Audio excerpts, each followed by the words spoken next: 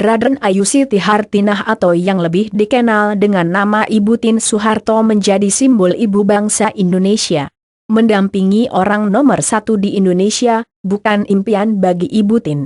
Soeharto dan Ibu Tien menikah pada tanggal 26 Desember 1947 di Surakarta.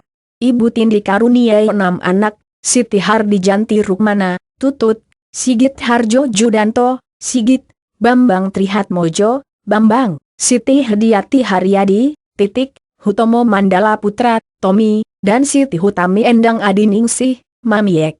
Suatu hari ketika Soeharto masih menjabat Panglima Kostrad, Ibu Tien kedatangan seorang penjual batu akik yang bisa meramal. "Madam, suami Madam akan berdiri sama tinggi dan duduk sama rendah dengan presiden yang sekarang," kata si penjual batu akik. Ucapan peramal itu membuat Ibu Tien tertawa. Menurutnya, menjadi perwira tinggi ada saja sudah demikian berat tugasnya.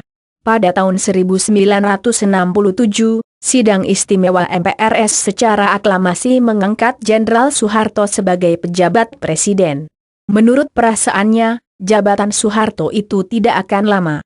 Makanya, Ibu Tien Soeharto tidak hadir menyaksikan peristiwa penting dan bersejarah itu. Dia memilih untuk tetap di rumah bersama anak-anaknya.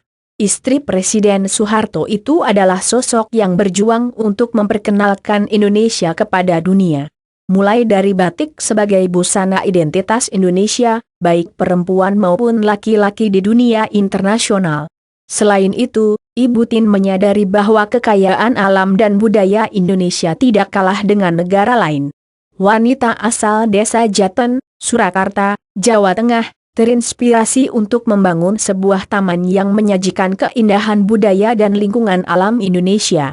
Niatan Ibu Tien makin diperkuat ketika mengunjungi Disneyland di Amerika Serikat dan Taman Budaya Timland di Thailand. Proyek miniatur Indonesia Indah berakhir ketika hasilnya berupa sebuah Taman Mini Indonesia Indah diresmikan pada tanggal 20 April 1975.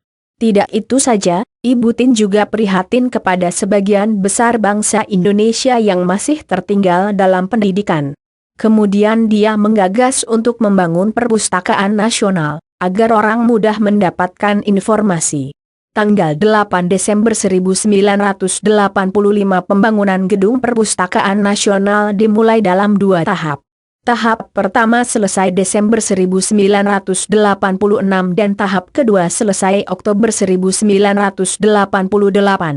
Sejak itu bangsa Indonesia bisa tersenyum telah memiliki gedung perpustakaan nasional yang pantas dibanggakan.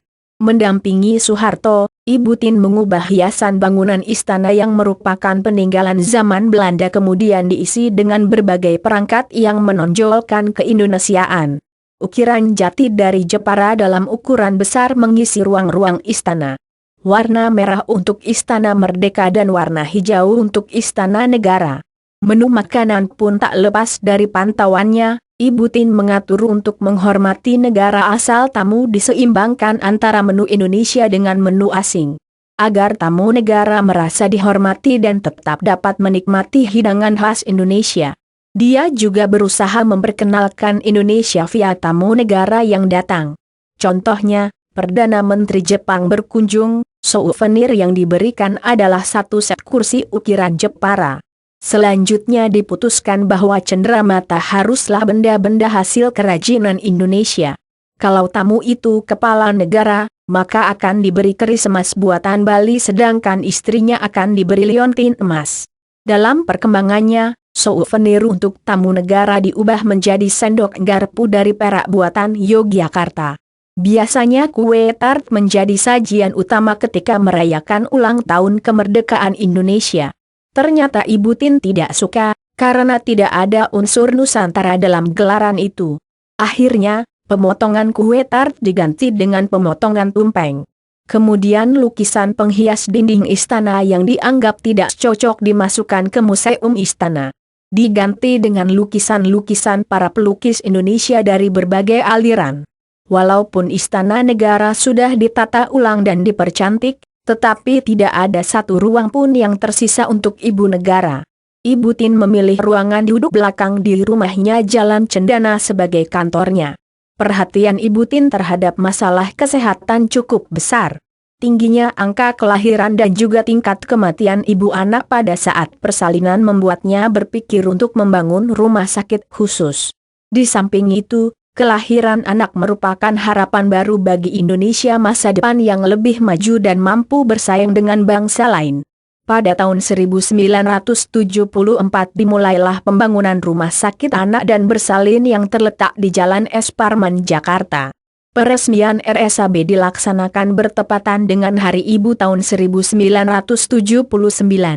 Hari Minggu 28 April 1996 sekitar pukul 05.10 waktu Indonesia bagian Barat, Indonesia berkabung. Ibu Tin meninggal di RSPAD Gatot Subroto.